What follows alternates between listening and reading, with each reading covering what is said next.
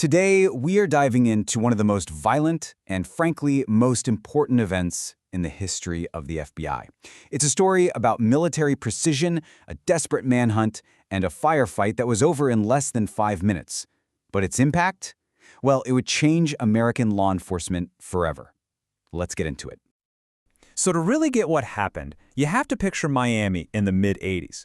The city was practically drowning in crime. I mean, bank robberies were happening almost every week, and big drug deals, major shootouts, that was just the daily news.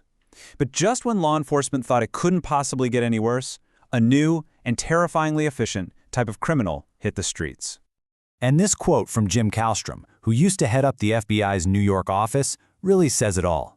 What was about to happen was so much worse than anyone could have possibly imagined. This wasn't just another crime spree, it was basically a war. The first real sign of this new threat pops up on October 8, 1985. And this was the start of a series of robberies that just completely baffled investigators with their sheer brutality and, honestly, their professionalism.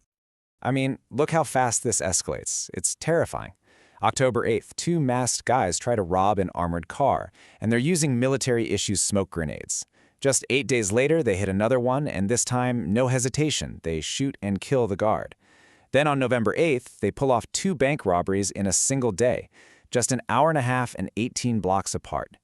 This was not random, this was a campaign. So the FBI is scrambling, right? And the profile they put together is deeply unsettling. These guys operated like a special forces unit. They had masks, gloves, left no fingerprints. They were carrying these high-powered .223 rifles that just outclassed anything the police had. And they were hitting these places in broad daylight with a terrifying willingness to kill. The FBI had absolutely zero idea who they were dealing with. For months, the investigation is going absolutely nowhere. These robbers were like ghosts. Then, in January of '86, what looks like a promising lead finally surfaces. But, well, it would only make the mystery even deeper. So this was their 5th heist. They ambush an armored car guard, shoot him in the back, and then twice more while he's on the ground, before getting away with over 50 grand. But this time, they made one little mistake. Somebody was watching.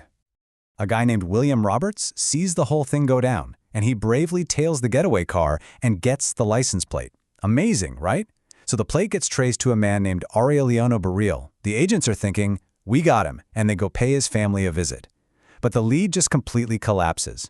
Turns out, the Baril's son, Alio, had vanished months ago, along with the car. They weren't criminals, they were victims too. The robbers had likely killed their son and stolen their car. The trail went cold. Again. So with the case totally stalled, it took a veteran agent, a guy with a really unconventional way of thinking, to see a connection that absolutely nobody else did. And this is where we meet Special Agent Ben Grogan. This guy was a 25-year veteran of the Bureau, a former SWAT leader, and his nickname was the Doctor, because he just had this gift for cracking impossible cases. And he was about to have a major breakthrough. So Grogan is reading a little newspaper article about an attempted murder out in the Everglades. A man named Jose Collazo had been shot multiple times, and his attackers stole his car, a black Monte Carlo. Now, while every other agent saw this as a totally separate crime, Grogan felt it in his gut. He actually told his skeptical partner, I guarantee you I'm right. That car will show up in the next heist. And wouldn't you know it, on March 19th, Grogan's hunch pays off, big time. The robbers hit another bank. And the getaway car? You guessed it, the exact black Monte Carlo he predicted, right down to the license plate from Collazo's stolen car. For the first time, the FBI knew what they were looking for. They had a target. So, armed with this new intel, the FBI decides to stop waiting for the robbers to make a move. They were going to hunt them down. And that decision would lead straight to one of the most infamous shootouts in American history. Okay, so picture this. It's the morning of April 11th, 1986. 14 FBI agents spread out across South Dixie Highway, the robbers' known hunting ground. They're all looking for one specific car, that black Monte Carlo. Now, it felt like a total long shot, but they had to do something. And then, the impossible happens. You can't make this stuff up.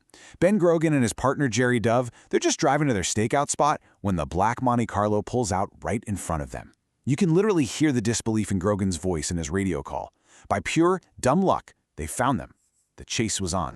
So the agents try to box the car in on this quiet residential street. They're shouting at the suspects to surrender. But surrendering was not part of the plan. The passenger door flies open, and a high-powered rifle just starts spitting fire. The agents were instantly caught in a kill zone. The agents were walking straight into a slaughter. The two suspects fired off 143 rounds from military-grade weapons, including a Ruger Mini-14 assault rifle. And what did the agents have? Mostly standard-issue .38 revolvers and 9mm pistols. It wasn't just a mismatch. It was a sign that law enforcement just hadn't caught up to the new reality of crime. They were simply not equipped for this kind of firefight. The chaos was just unimaginable. This quote from one of the wounded agents, it just gives you this visceral sense of the brutality. Agents were being cut down, their bodies and their weapons just shattered by the sheer force of those rifle rounds. The whole thing lasted less than 5 minutes. When the smoke finally cleared, the toll was just devastating. Both suspects were dead, but so were agents Ben Grogan and Jerry Dove. 5 other agents were wounded, some of them critically. It was an absolute bloodbath. In the aftermath, the FBI finally started to piece together who these men actually were. And the truth was way more shocking than anyone could have possibly guessed. Their actions would leave a legacy written in blood. The killers were identified as Michael Platt and William Maddox. And this is the part that is just so chilling. They weren't career criminals. They weren't living on the fringes of society. They were quiet family men who ran a landscaping business together. But Platt was a former Army Ranger, an elite soldier, and they had been using their military training to wage a secret war on their own community. And then there's this final tragic twist. A package arrived at the Miami FBI office on the very same day as the shootout. What was in it? The driver's license photo of William Maddox, which they had requested weeks earlier. If it had arrived just 1 day sooner, Jose Collazo could have identified him and the entire firefight might have been avoided. Just 1 day. You know, the Miami shootout was a brutal, brutal wake-up call. The FBI realized their equipment and their training were just dangerously obsolete. The changes were massive. Agents switched from 6-shot revolvers, which are slow, hard to reload under fire, to semi-automatic handguns with much bigger magazines. That gave them a fighting chance. Body armor, which had completely failed against the rifle rounds, was redesigned. And firearm training was totally overhauled, shifting the focus to realistic, high-stress scenarios to actually prepare agents for the horror of a real gunfight. The legacy of April 11th, 1986 is a powerful reminder of the incredible bravery of those agents, but it also forces us to ask a really tough question. The changes made after this tragedy, they have definitely saved lives, but they came at an immense cost. And it leaves you wondering, when our protectors are outmatched, what is the real price of keeping us safe?